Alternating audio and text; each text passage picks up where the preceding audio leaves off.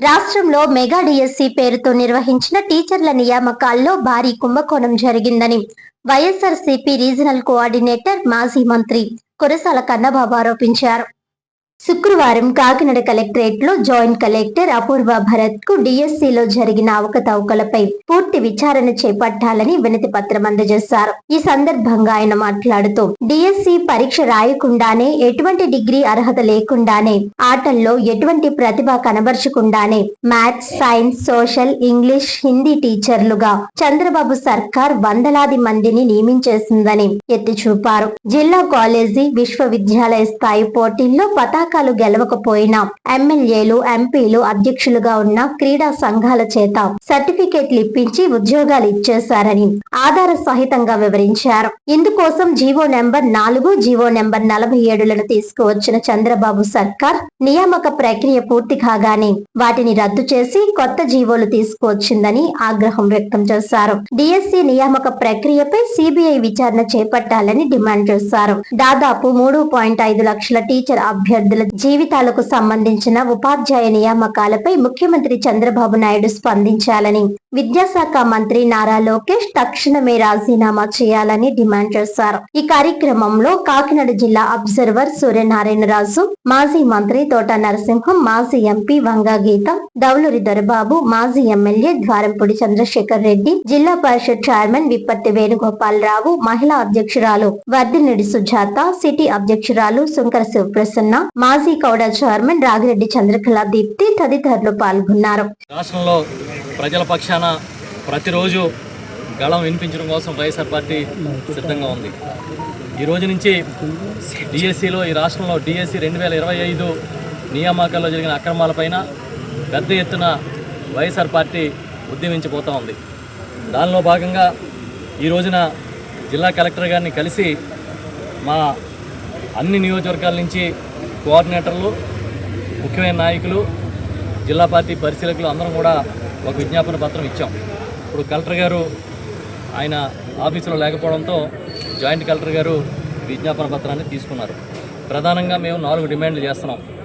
మొదటి demand 2025 DSC నియామకాలపైన CBI విచారణ జరిపించాలని గట్టిగా కోరుతూ ఉన్నాం. అదేవిధంగా ఈ పరీక్ష లీకేజీ, అక్రమాలు, అన్యాయాలు, నిరుద్యోగులకి దగా చేసిన పని మీద, కార్యక్రమాల మీద బాధ్యత వహిస్తూ గౌరవ విద్యాశాఖ మంత్రి నారా లోకేష్ గారు రాజీనామా చేయాలని డిమాండ్ చేస్తున్నాం. ఎందుకంటే కేంద్రంలో యువత ఉద్యమించి నీటిపైన మొత్తం దేశవ్యాప్తంగా పెద్ద ఉద్యమం రగిలితే దానికి తల వంచి అక్కడ మన విద్యాశాఖ మంత్రి ధర్మేంద్ర ప్రధాన్ గారు రాజీనామా చేశారు. మరి ఇక్కడెందుకు ఈ ప్రభుత్వం బాధ్యత వహించట్లేదని మేము అడుగుతున్నాం. నారా లోకేష్ గారు, మీరు కేవలం ప్రసంగాలకి మాత్రమే, సవాళ్ళకి మాత్రమే పరిమితమా, లేదంటే మీకేమైనా బాధ్యత వహించి సిబిఐ ఎంక్వైరీ చేసి రాజీనామా చేసే ఉద్దేశం ఉందా అని నేరుగా ప్రశ్నిస్తూ ఉన్నాం. అదేవిధంగా ముఖ్యమంత్రి చంద్రబాబు నాయుడు గారు కూడా దీనికి సమాధానం చెప్పాలి. బాధ్యత వహిస్తారా లేదా ఆ శాఖకి మీ తనయుడు మంత్రిగా ఉన్నారు కాబట్టి మీరేమైనా ఉదాసీన వైఖరితో ముందుకు వెళ్తున్నారని చెప్పండి, ప్రజల ముందుకు వచ్చని గట్టిగా కోరుతున్నాం. ఎందుకంటే ఇవాళ నిరుద్యోగుల్ని దగా చేసి ఏదో పెద్ద సాధించినట్టుగా చెప్పి కనీసం పరీక్ష రాయకుండా, కనీసం ఒక అక్షరం ముక్క పేపర్ మీద పెట్టకుండా మీరు ఉద్యోగాలు ఇచ్చారు. స్పోర్ట్స్ కోటా అని, పార్టిసిపేటరీ సర్టిఫికేట్లతో ఉద్యోగాలు ఇచ్చారు. అదేవిధంగా 2 సార్లు మెరిట్ లిస్ట్ని మార్చి విడుదల చేశారు. మొదట మెరిట్ లిస్ట్ తీసేసి మళ్ళీ రెండోసారి మరొక మెరిట్ లిస్ట్ ఇచ్చారు. స్పోర్ట్స్ కోటా అని చెప్పి 421 మందికి విచ్చలవిడిగా ఉద్యోగాలు ఇచ్చారు. ఇవన్నీ కాకుండా నిరుద్యోగులు, అర్హత ఉన్న వాళ్ళు ఏదైతే పరీక్ష రాశారో వారు చాలామంది వివిధ రూపాల్లో అభ్యంతరాలు లేవదీశారు. ఒక్కదానికి కూడా సమాధానం చెప్పలేదు.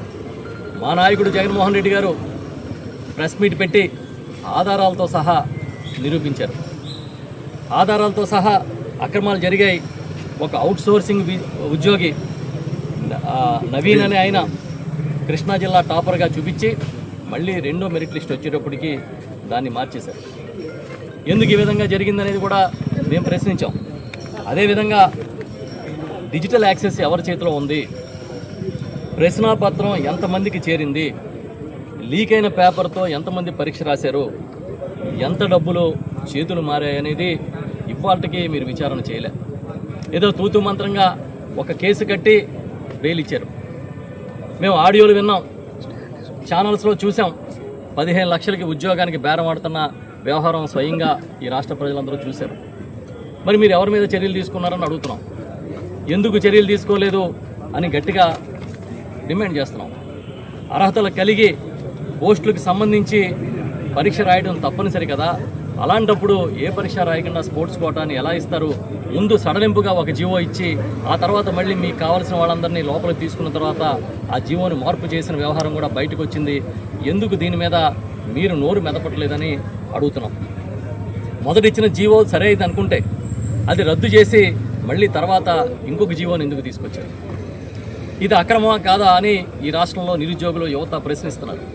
మిమ్మల్ని ఇలాగే వదిలేస్తే, ఎవరూ ప్రశ్నించకపోతే మీ అరాచకాలకి అంతుండదు, మీ అక్రమాలకి హద్దు బొద్దు లేకుండా పోతుంది. కాబట్టే ఇవాళ వైఎస్ఆర్ పార్టీ ఈ ప్రజల పక్షాన, నిరుద్యోగుల పక్షాన పెద్ద ఎత్తున ఉద్యమం చేస్తూ ఉన్నాం. ఇవాళ క్రీడా సంఘాలన్నీ కూడా తెలుగుదేశం పార్టీ చేతిలో ఉన్నాయి. గతంలో ఎప్పుడూ లేదు ఈ రకమైన వాతావరణం. సాఫ్ట్ బాల్ అసోసియేషన్ అధ్యక్షుడిగా ఆముదాల వలస ఎమ్మెల్యే గారు టీడీపీకి చెందిన కోన రవికుమార్ ఉంటారు. జూడో అసోసియేషన్కి అధ్యక్షుడిగా సాక్షాత్తు విద్యాశాఖ మంత్రి నారా లోకేష్ గారికి తోడలుడు విశాఖపట్నం ఎంపీ గారు భరత్ గారు ఉంటారు. జూడో నుంచి 33-39 మంది, సాఫ్ట్ బాల్ నుంచి 38 మంది స్పోర్ట్స్ సర్టిఫికెట్లు ఇవ్వడం, వాళ్ళందరికీ ఉద్యోగాలు వచ్చేయడం జరిగింది. మేము అడుగుతున్నాం, వీళ్ళ ప్రతిభ ఎవడు చూశాడు? ఎప్పుడన్నా వీళ్ళ పేర్లు మేము ఏదన్నా జూడో క్రీడాకారుడిగానో లేకపోతే ఒక పెద్ద స్పోర్ట్స్ మెన్ గానో ఒక్కసారి ఏ పత్రికలోని మేము చూడలేదే గెలిచినట్టుగా, ఏదో విజయాలు సాధించినట్టు మేము ఎక్కడ ఏ ఛానల్లోని వినలేదే. మరి వీళ్ళందరూ ఎలా అర్హత సాధించారని అడుగుతున్నాం. ఓకే, ఈయన జూడోలో చాలా నిష్ణాతులు అనుకుందాం, కనీసం ఆయనకి అక్షరాలు వచ్చో లేదో అన్న మీరు పరీక్షించాలి కదా, పరీక్ష పెట్టి. లేదు, ఆయన జూడోలో కాదు సాఫ్ట్ బాల్లో చాలా పెద్ద క్రీడాకారుడు, ఓకే, కనీసం ఆయన తెలుగైనా సరిగా రాయగలుగుతాడా లేదా అన్న మీరు చూడాలి కదా. ఏదీ లేకుండా, పరీక్షలు లేకుండా ఉద్యోగాలు ఇచ్చేసి మేము చాలా గొప్పగా చేసామని చెప్తారు. ఆ లోకేష్ గారు ఒకరోజు మా జగన్మోహన్ రెడ్డి గారి నివాసానికి చేరువుకి వచ్చి ఆయన ఏం చెప్పాడు? నేను 200 మీటర్ల దూరంలో ఉన్నా, నేను ఛాలెంజ్ చేస్తున్నా, చర్చికి వస్తారా అని అడిగాడు. నాతో సైతం అందరం రియాక్ట్ అయ్యాం. బాబు, మేము చర్చికి రెడీ, డేట్ మీరు చెప్తారా మేము చెప్పాలా, టైం మీరు చెప్తారా మేము చెప్పాలా, ప్లేస్ మీరు చెప్తారా మేము చెప్పాలా, తగాపాటు నిరుద్యోగ అభ్యర్థులు అందరితో కలిసి వస్తామని చెప్పాం. ఇవాళ వరకు రెస్పాన్స్ లేదు. ఆయన అంటాడు జగన్మోహన్ రెడ్డి గారిని రమ్మని మళ్ళీ వాళ్ళ సొంత బాకా పత్రికలో రాస్తున్నారు. అసలు జగన్మోహన్ రెడ్డి గారు నీకు సమూజ్జియా? ఆయన స్థాయి ఏంటి? ఆయన ఎక్స్ చీఫ్ మినిస్టర్. మీ స్థాయి ఏంటి? మీరు చీఫ్ మినిస్టర్ గారి కుమారుడు, మంత్రి, ఇంతే కదా. మరి నారా లోకేష్ గారి స్థాయికి రావాలంటే మా దగ్గర ఉన్న మాజీ మంత్రులు, లేకపోతే మా దగ్గర ఉన్న మాజీ శాసనసభ్యులు, లేదంటే ఇంకా మీరు కోరుకున్న ఎవరైనా సరే ఎమ్మెల్సీలో ఇంకా నాయకులు వస్తారు. అంత తప్పించి మీరు జగన్ గారిని రమ్మనండి, జగన్ గారు వస్తారు, మీ నాన్నగారిని రమ్మనండి, జగన్ గారి డిస్కషన్కి వస్తారు, మీ నాన్నగారు వస్తారా, సీఎం గారు? ఎందుకు ఇవన్నీ తప్పించుకు తిరిగే కార్యక్రమాలు? మేము డైరెక్ట్గా అడుగుతున్నాం, ఇందులో అక్రమాలు జరిగినాయి, మీరు నిజంగా అక్రమాలు జరగలేదు అనుకున్నప్పుడు సిబిఐ ఎంక్వైరీ చేయించి ఆ నివేదికని బయట పెట్టండి, ఆ నివేదికని ప్రజల ముందు ఉంచండి, ప్రజలకి అర్థమయ్యేటట్టుగా చెప్పండి.